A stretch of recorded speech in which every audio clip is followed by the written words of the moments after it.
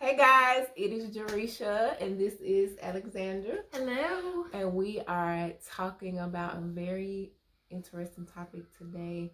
Just going to talk about real life problems and challenges and wins that we have experienced.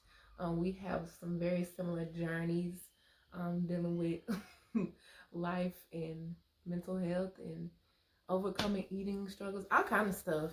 And so today we're going to have this conversation about your inner child, or a concept called adult chair, and I'll let her explain what that means.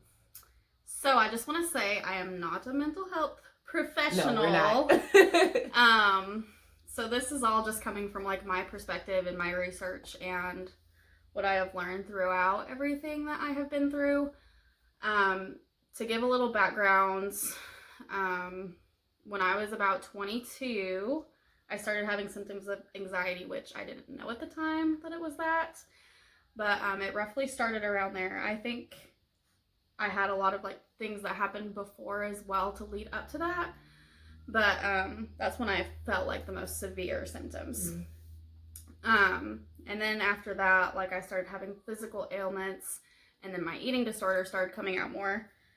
So I reveled. Yep. So this kind of has all led to what I have discovered about all of this. And essentially the adult chair relates to codependency.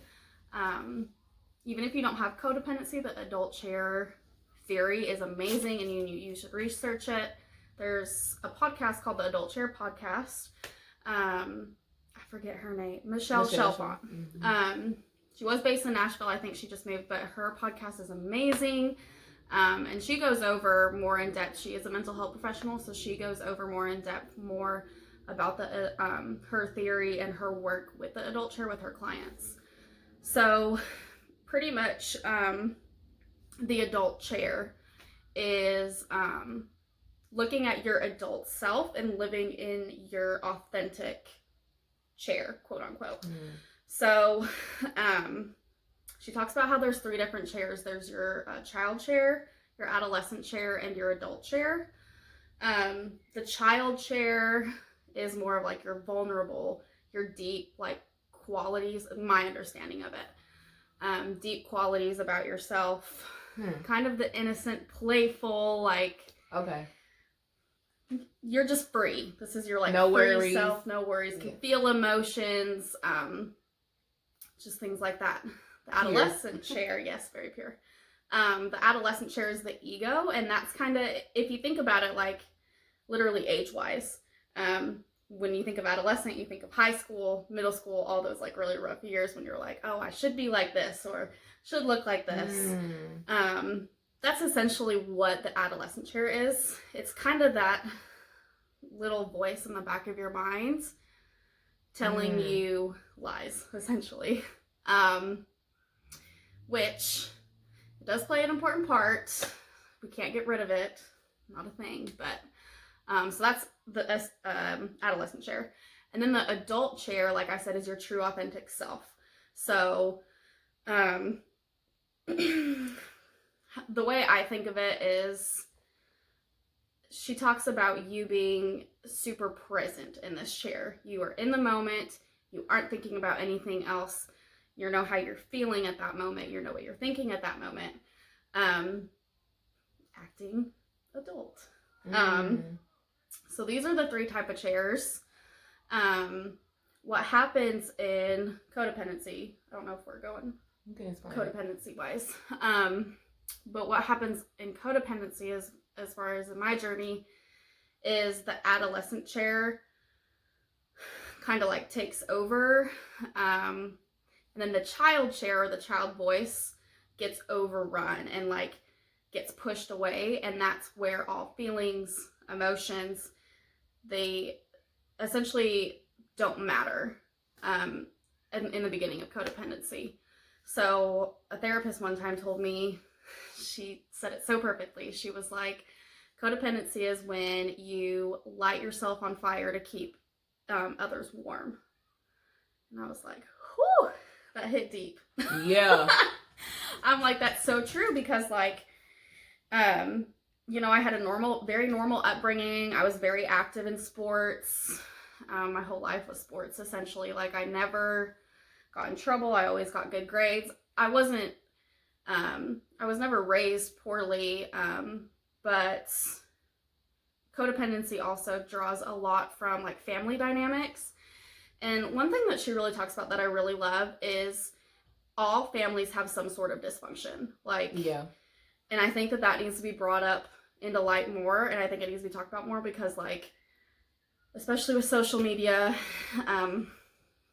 everybody posts about all the good times, and they only talk about the good things of relationships and all of these things, but it's like every person has some sort of dysfunction, and then a family as a unit always has some sort of dysfunction.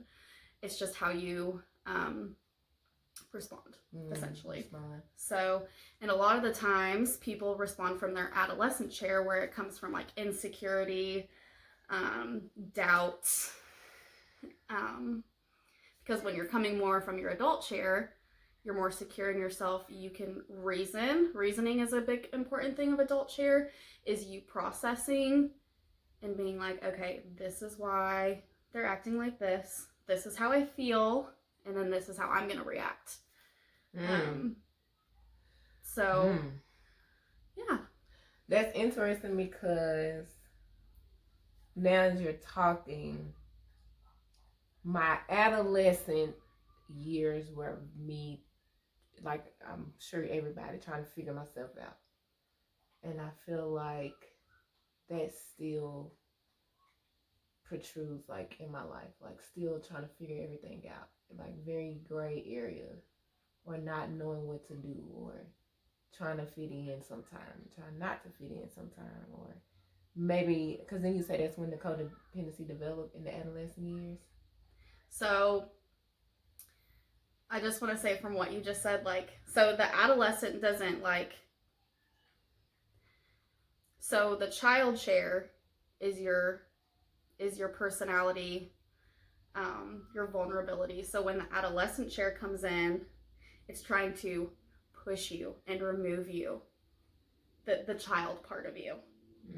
So it's not that your, like, adolescent self is trying to, make you go certain ways. It's just trying to not let that true self come out, because it's like, no, you should freak out at them, or no, you should do whatever. Like, the child figures out who you are pretty young. Like, I think biologically too, that's science. You get a personality at like 3 or something. Yeah. Like that. So, but yeah. But it's interesting that you said that, because, like, in high school, I thought I knew who I was, which I obviously had my dominant traits, but everybody was put before me. Like, I never put myself first. And I always got like, oh, you're so nice. Like, you do anything for anybody. And in reality, I would have. And then it ended up literally lighting my life on fire later, because it's like, I didn't know, how to balance or whatnot. And the adult chair too, the biggest thing is the adult chair knows how to set boundaries, which is really hard. really hard. And they know balance. Okay, so let's get practical. Give me an example, because I guess I'm just my adult chair. I used to be very good, I feel like, at the adult chair. And now I don't really know what my adult chair has got going on. I really don't. And I have an idea of why, but I don't know. It's just special right now. But give me an example, if you can, of when you set a boundary that you needed to set. Like, you knew you needed to set it, and you set it, and you see now that it works. You need to set, any time that a boundary needs to be set is when you're feeling insecure. When, like, if you know deep down something's, like, bothering you, and you know it would continue to bother you, you need to set a boundary. For example, I know this isn't my example, but, like, I know one of my friends that is a health coach. She talks about boundaries a lot in her podcast, and she made sure she was spending a ton of time on her phone And so she set a boundary saying, I am going to make a calendar, put everything on my calendar, and I am not going to text, look at Instagram, or call people back within these like times. Because that's my time for me. That'd be an example of a boundary. Or I've had difficulty with this too, and it's been really hard, but like with family members, if they don't agree with you, you know, if they're coming at you, and you're like, and it's like making you anxious and build up inside, like every time you talk to them, you gotta set a boundary. Be like, if it's something that you don't want to talk to them about, be like, hey, like, I love you, but this is how I feel, and for me not to feel like this is what needs to happen. Boundaries like that. And they're rough. Like, I mean, you might lose friends, you might lose family. Like, if you're having a lot of friends going out and that's just not what you want to do or how you spend your time, you just gotta be like, hey. Yeah. That's another big thing is like time. I think a lot of time with codependence, we do things that we don't necessarily like, that they don't fill us. Just because like we are helpers, we want to help people, we want to do like things other people want to do. We, you know, we're not the type that are like, oh, I want to do this. So like, example with my boyfriend and I, he'll be like, what do you want for dinner?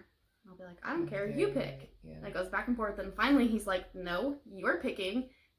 Decision making, like, let's work on that. Just simple things like that. So it's a lot. It's a lot to unravel. It is. And I know, like,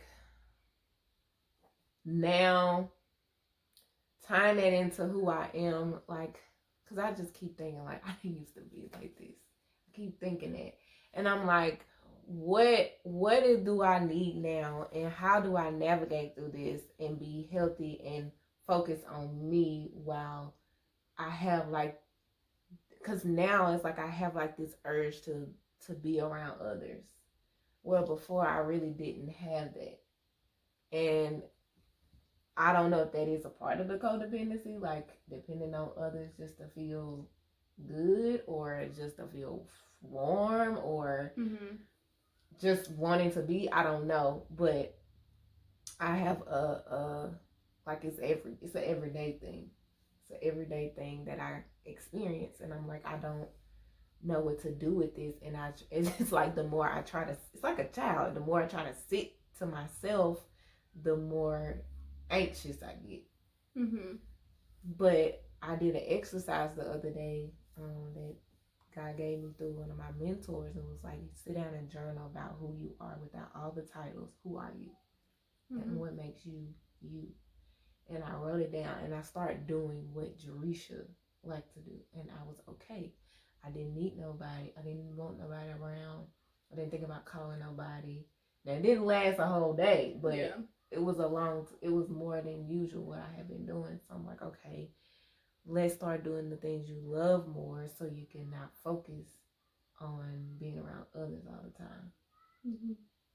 So getting to translating to the mental part, and that's the whole of the battle of the plan there, because you know, even though you have that moment, that time, but that thinking that you need what you need, you think you need this, but you need this, or that doesn't work, but this works. So we can kind of touch on what we talked about, finding out what works on this journey for you, what you've learned so far. It's gonna look very different for everybody. Something that challenged me quite a bit in all aspects, as far as like my eating disorder, my codependency, is doing the opposite that you think you should be doing. That was a really big one for me that helped. Like, for eating example, I had a really hard time eating carbohydrates for a long time.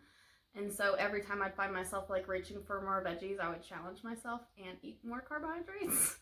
And I was freaking out in the moment, and I'm like, oh my gosh. But it ended up working out because, I mean, now it's like I really am more intuitive. Same thing with, like, I have a really big thing with calling people. Like, I don't do well sitting in silence and, like, just sitting with my thoughts. So me either. It was like, whew, yeah. So what? How do you deal with that? Because I don't either. I sit. I literally sit down. I don't pick up a book. I don't pick up my phone. I turn it on silent, and I literally sit. And you think? No. I mean, if thoughts come up, I'm like, okay, why am I thinking this? What could this maybe be telling me? How am I feeling right now? Do I feel heavy in my shoulders? Am I having a hard time breathing? It's almost like an observation of self in that moment. See, when I do that, it turns into like mental overload. Yes. Stumbling, yeah. Yes. I mean, just with everything, it's practice. Oh my God! What? What does this even mean? So you don't tell me I'm going through this and I gotta practice not. What? I know. The thing is, okay, so when you get those like anxious moments and when your mind's like rolling and rolling and rolling, you have to bring back. Say, like, okay, for example, in the beginning of my stuff, every time I'd go home and I'd be laying in bed, I'd be like, oh my gosh, what happens if there was a fire? Oh my gosh, how would I get the cats out? Oh my gosh, how would I get down the window? Like, that's literally where my mind went. Oh yeah, it was bad. And like, that's how I started my OCD habits, because I would, like, every time I would be freaking out about something happening to them, so I'd go and like triple, quadruple check all of like my burners to make sure they were off, make sure my door was locked. Like, it was bad. And I do that still sometimes. But so anytime that happens, you literally have to stop and be like, what's happening right now? I'm about to go to sleep. Is there a fire right now? No. Okay. Like, you literally have to, when you're full-fledged in this like mental chaotic state, you have to be like, no, what is happening right now? Right now. See, mine is not it is an event. It is an event, but it's more so tied to things I care about, things like people. I've learned this week about, I still battle with rejection. So mine is more so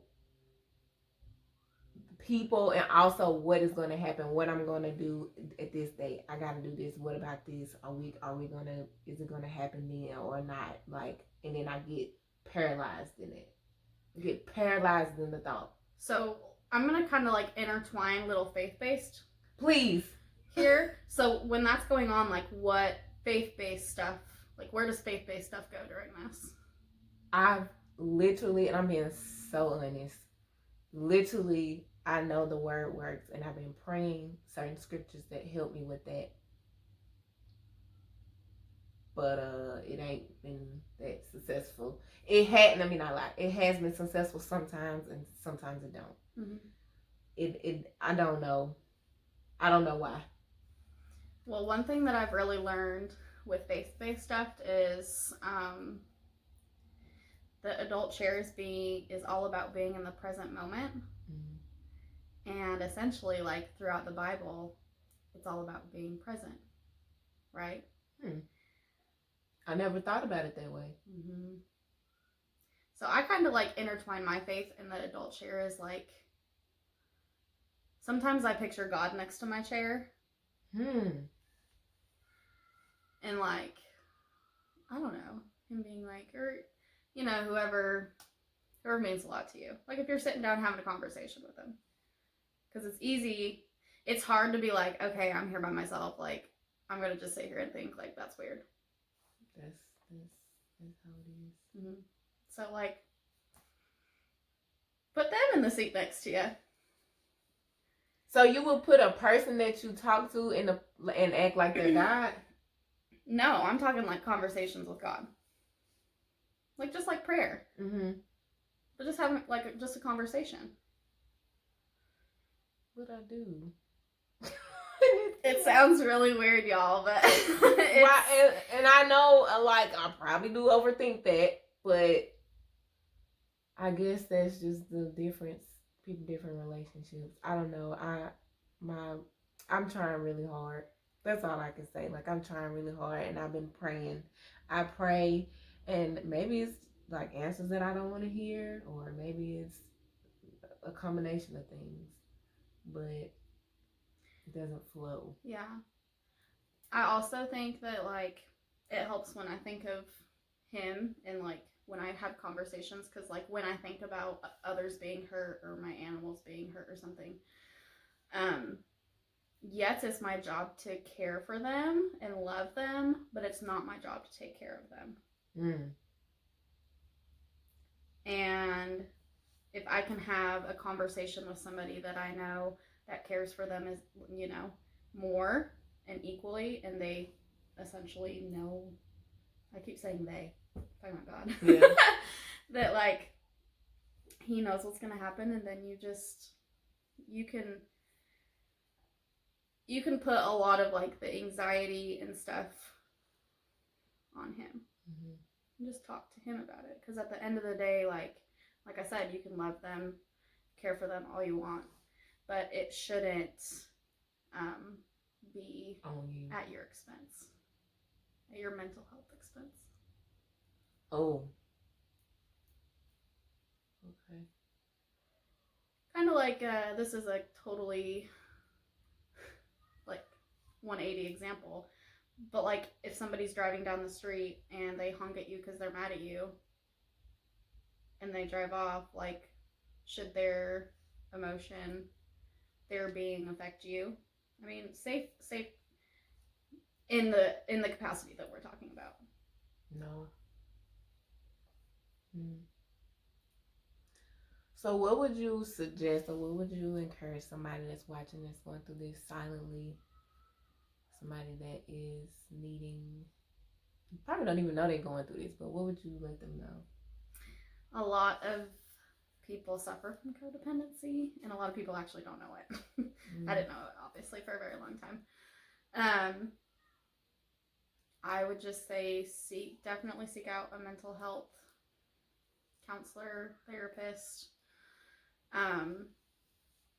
If you are too nervous, for a really long time, I was really nervous. And I was scared that, like, my imperfect image would finally, like, come up and surface. But the most, like, imperfect and selfish thing that somebody could do is let yourself feel that way. It's not to continue to let yourself feel that way. And we all have our demons, so if you can help somebody, I'd say just be open with them, listen. You don't need to fix what's going on if you know somebody that's going through it. I definitely would say no. Don't really give any advice, which is funny because we're talking about it. Suggestions that work for us. But yeah, I would say listen, and then maybe help, like, guide them to seek more help. And what I've learned too, everybody can't handle it, what you're going through. So you can't talk to everybody. No, it needs to be like a safe space. And sometimes the right people, you can tell the right people that it's safe, but they might enable you to continue to do what you're doing. So I am learning to decrease my talking more. But I don't know, for me, like, talking through what I'm thinking helps me from another perspective, helps me see, am I making sense, or is this me thinking? Because what has come to me is, like, I create scenarios in my head. Creating scenarios all day long in my head, and then it gets to the point where I don't remember what's true. And so then by that time I'm tired. So going through this every day, and then it hinders the stuff that I need to do because I don't be want to do nothing else because my mind is just like, well, girl, we want to go to sleep. Mm-hmm. So I've learned to move when I'm going through this, and if I can't just sit down and focus, then I'm just gonna have to get out the house and do something. Like being confined doesn't help me at all. So those are some things that have helped me in talking it out, and that's all I know to do right now in my journey. Yeah, there's not one fix all. We were talking before we took this video, and this is a lifelong thing. Like, and it's a day-to-day thing. It's not, and that's one thing. Like, with my perfectionism side of me that has realized that I can't perfect this. Like, I can't perfect the reasoning. I can't perfect the you know, the ways to get it to go away, navigate. It's just living with it. That's and like, I know it's hard, but well, I hope this is helpful. It's helpful for me, for you all. This beautiful young lady. She can go over here. And so, like I said, if you are experiencing that, I hope this encourages you and you reach out like we have, and I am. And don't be ashamed to talk about it to anybody because it's needed. So, any last words? Last thing I want to say is there is a codependent anonymous group that is actually another great support system. If you just Google, I think it's CODA, but it's a Codependence Anonymous. So if you don't feel comfortable talking about somebody else or to somebody you're close to or whatnot, that's also a great resource. And I believe right now they're providing like Zoom and online stuff too. So there you go. Yeah. Bye, guys. Bye.